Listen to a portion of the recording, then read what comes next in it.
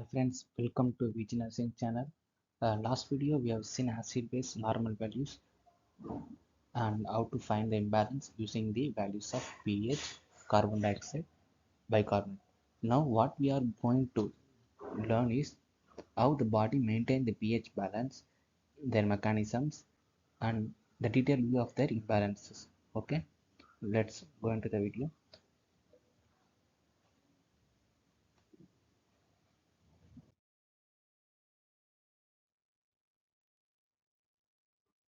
This is all we last video we have seen in part 1 video. Okay, now we are going to see acid base balance maintained by following mechanisms. Okay, what are the three mechanisms? First one is chemical regulation, second one is physiological regulation, third one is potassium exchange. We are going to see this little detail. Okay, now first we see chemical regulation. Okay, the first one is chemical regulation. Okay, in chemical regulation, carbonic acid and bicarbonate buffer. How this buffer act is, for one part of bicarbonate, for one part of carbonic acid,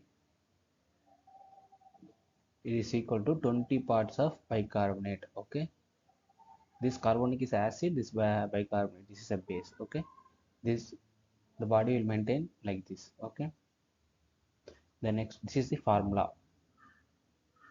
I will explain this till on next slide. Okay, next, the next buffer is phosphate. This phosphate, it acts like a bicarbonate, it acts like a bicarbonate. Okay, and neutralizes the excess hydrogen ions. Okay, just remember this, phosphate acts like bicarbonate and neutralizes the hydrogen ions. The next one is hemoglobin. It is present in the RBC. The hemoglobin, what it could do is, um, when excess bicarbonate is present, this will act with the bicarbonate. Okay, not with hydrogen ions. Okay, so when excess bicarbonate is present, the chloride will come out of the cell and hydrogen ions will move in. Okay, bicarbonate will move into the cell. And same wise, when excess, when acidosis, the little bicarbonate is present, the chloride ion goes in and the bicarbonate comes out. Okay, like this reverse action. So next we move to the next slide. Okay, physiological, the another mechanism is physiological regulation. So how it's going, how it's maintaining, we'll see. The first one is respiratory mechanism. The first is respiratory mechanism. Respiratory mechanism happens mainly as happens in the lungs. Okay, this process takes few minutes to balance. Okay, 20 few minutes or something, mostly 20 to 30 seconds we can say, like this very short span. In what happened in acidosis, the respiratory rate and depth increase. What happened in acidosis, carbon dioxide will be more, that means hydrogen ions will be more, so the respiratory rate and depth increase to excrete the hydrogen ions. Okay, in alkalosis, the respiratory rate and depth decrease, same like this, opposite. Okay, in renal mechanism, uh, it takes renal mechanism, that is, if this action takes place in kidney, it takes few hours to several days to balance, but this mechanism is thorough and selective, more thorough and selective. Okay, in acidosis, the pH is decreased and excess hydrogen ions will be present. This excess hydrogen ions is secreted into the tubules and combined with buffer for excretion. Okay, for excretion in urine in the form of phosphorus. Okay, and ammonia, and is excreted with ammonia. Okay, in acidosis, the excess hydrogen ions will be excreted in the urine in the form of phosphorus and in the ammonia and with ammonia. Okay, in alkalosis, the pH will be increased and the excess bicarbonate be secreted into the tubules and combined with sodium and excreted in the urine. Okay, bicarbonate combined with sodium and excreted, hydrogen ions excreted in the form of phosphorus and ammonia. Okay, with ammonia. The last is potassium exchange. The last mechanism is potassium exchange. What happens is potassium exchange is, everyone know, potassium is present in cell. Okay, in acidosis there will be more hydrogen ions. Okay, in the extracellular ion there will be more hydrogen ions in acidosis. So what happens is these potassium ions will come out and sucks the hydrogen ions. Okay, so this will maintain the balance. Okay, what happens in acidosis? In alkalosis, it is same. Okay,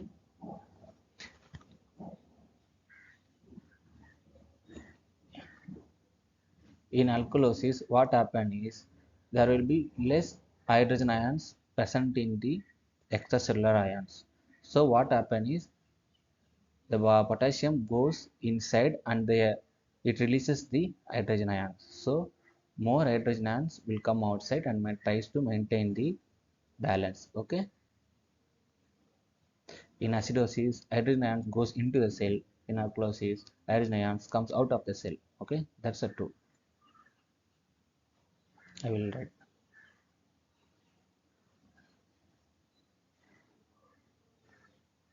H plus goes in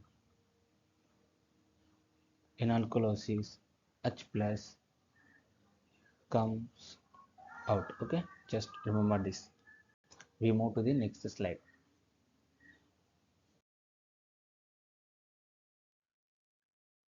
Now we will see the respiratory acidosis, alkalosis, metabolic acidosis, alkalosis. Okay, the first one is respiratory acidosis. How what is the reason for respiratory acidosis? The main reason is it is caused by defect in the lungs and any obstruction. Mostly it's caused by obstruction in the airway. Why it causes obstruction in airway or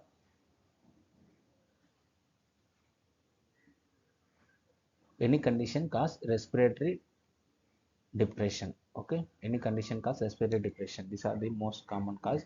Okay, first we see what are the causes. Asthma. What happen in asthma? Everyone know spasm will causes. The spasm occurs. Okay, so the spasm occurs in bronchiole. So this is to decrease carbon dioxide accretion.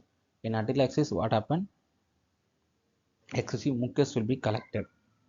So there will be ineffective gas exchange happens. In brain trauma, what will happen? Brain trauma, the respiratory center is depressed. Sometimes the respiratory center will get depressed, so this will cause decreased carbon dioxide excretion. In bronchiectasis, what will happen? Bronchiectasis, the valves will be weakened. So this will cause respiratory acidosis. In bronchitis, same like this. The inflammation causes ineffective gas exchange. Central nervous system depressant. So central nervous system cause bradypnea. So this will also cause same emphysema, hypoventilation, pneumonia. All are same conditions. Okay. Pulmonary edema, pulmonary embolium. What happens in pulmonary edema and emboli? Excessive accumulation of fluid in the pulmonary tissue. This will causes disturbance in perfusion and diffusion. Okay. In emboli, pulmonary artery and airway obstruction. This will emboli cause the obstruction. So this is inadequate gas exchange. Okay. The signs and symptoms of respiratory acidosis. You just go through this. Just what we see the causes and the muscle weakness, reflexia, hyperreflexia, dizziness, drowsiness, hypotension. See rapid shallow breathing because of airway spasm, accumulations, mucus accumulation. There will be shallow respiration, headache, dyspnea, hyperkalemia. We have seen the hyperkalemia because there will be more excess hydrogen ions present. So the potassium comes out of the cell and causes hyperkalemia. Okay. What are the management for this acidosis? Administer oxygen. Okay, you have to administer oxygen, and because the patient have breathing difficulty and semi-failure position, to promote carbon dioxide excretion, encourage the patient to cough, deep breathe, and turning to clear the airway.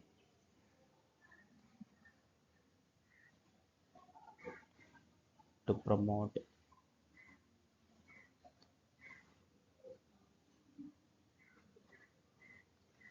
excretion, good hydration of water is needed. Avoid tranquilizers, sedatives, and opioids as respiratory depressant. Okay, ET intubation if carbon dioxide level is more. Okay, and next we move to the next slide. Respiratory alkalosis. What will happen in respiratory alkalosis is um, it will happen when there is loss of acid or accumulation of base. Okay, mostly this respiratory alkalosis occurs by overstimulation of respiratory system. Okay, overstimulation of respiratory system. Because of this, the respiratory alkalosis happens. See, let's see one by one condition. Fever. In fever, there will be overstimulation of metabolism. Metabolism increases, and this causes overstimulation. In hyperventilation, it increases hyperventilation. Because of the increased respiration, the carbon dioxide will be blown off. Okay, more carbon dioxide will be excreted. In hypoxia, the decreased oxygen level stimulates the respiratory system, and this will also lead to decreased carbon dioxide level. In hysteria, this is a neurogenic condition. In this also, there will be excessive breathing. Okay, overstimulation by ventilators. There will be more oxygen supply, and carbon dioxide leads to depletion. Okay, and then pain will increase the stimulate the respiratory center and cause the tachypnea. Okay, and will cause tachypnea. Okay, we will see the signs and symptoms. Hyperventilation,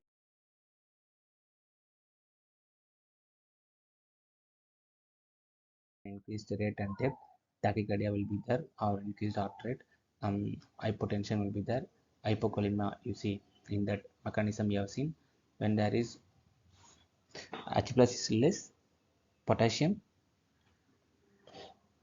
goes into the cell. Okay, numbness and tingling of extremities, anxiety, irritability, this all you have to see. Okay, metabolic acidosis. This will happen when there is too much of acid or loss of base. Okay, first you see the condition causes diabetes mellitus or diabetic ketoacidosis. See what will happen. You have to understand what will happen during the diabetes mellitus. Okay, due to during the patient having diabetes mellitus, there will be low insulin level will be low. So there will be proper carbohydrates are not properly metabolized, and if there is and fat cause and fat will be started to metabolize. So fat will causes increased excretion of acid, and this leads to acidosis. Okay, the same conditions will follow in the many things. Okay, the next one is aspirin. Excessive aspirin causes accumulation of hydrogen ions. Then high fat diet, I told you earlier now. Fat diet, metabolism of fat causes increased acid accumulation. Okay, there will be ketones build up, waste products, ketones and acids accumulate. Okay, fat metabolism.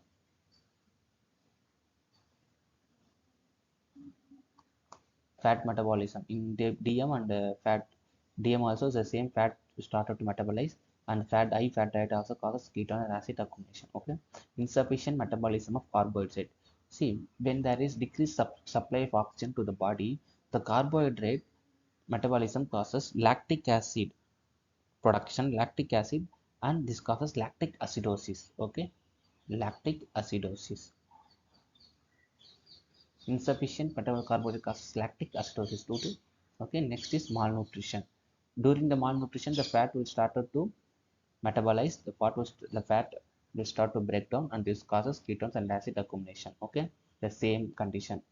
DM, high fat diet, malnutrition, all are same lead to the same.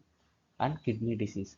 acute kidney injury or chronic kidney injury. Okay, chronic kidney injury, what will happen is the protein waste products of protein or the acid accumulations will retain in the body and this causes metabolic acidosis. Okay, and severe diarrhea. Intestinal and pancreatic secretions are alkaline. Okay,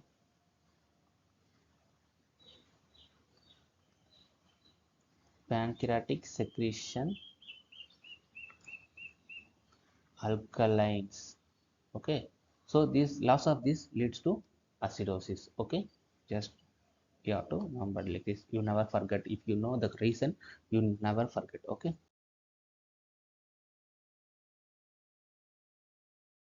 so study with the reason.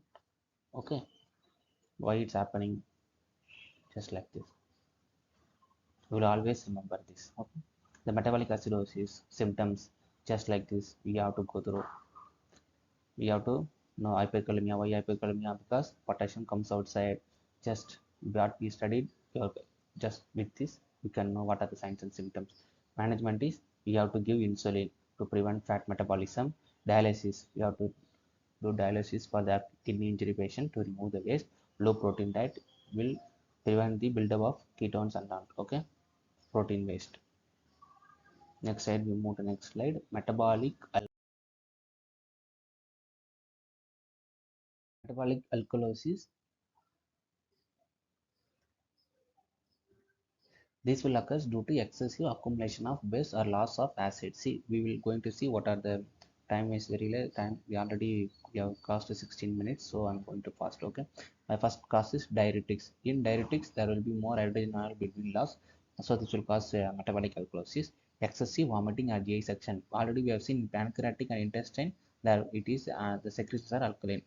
Like this in stomach the secretions are acidic. Okay, so loss of this causes alkalosis. Hyperaldosteronism, what happens in this condition, sodium reabsorption occurs. What will happen in sodium reaction, sodium and bicarbonate are friends. Okay, so when this will reabsorb, it causes the excretion of H plus ion excretion. Okay, next is excessive infusion of excess sodium bicarbonate. Same, the sodium bicarbonate enters hydrogen and will leave. Massive blood transfusion. The anticoagulant used in the blood transfusion is and blood is citrate. The citrate is metabolized to bicarbonate. Because of this, alkalosis happens. Okay, signs and symptoms the same: restlessness, followed lethargy. These conditions all we know in the causes. Okay, just go through this, friends. Management is monitor respiratory distress, potassium and calcium level we have to monitor. Okay, always administer IV fluids, medications to promote the excretion of bicarbonate level. Okay,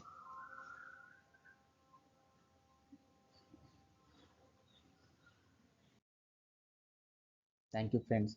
And sorry, friends, I forgot one point. Last time I told you I will explain one formula in the next slide, but I forgot. Okay, that formula is H plus bicarbonate is equal to carbonic acid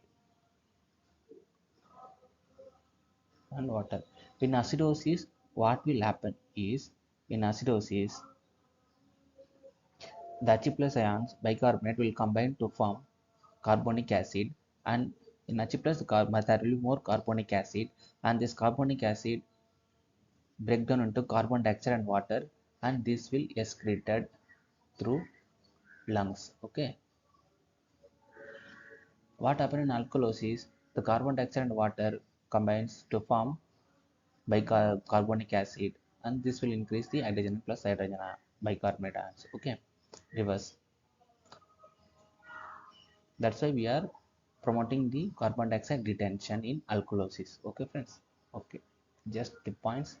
Just remember, carbonic acid is breakdown into carbon dioxide and water, and carbon dioxide is excreted in lungs. Okay, thank you. Thank you so much. If you have any doubt, if you have any problem, any suggestions, please drop in the comment. If you have any negative response, also please drop in the comment. I try to rectify in the next upcoming videos. Okay, thank you so much.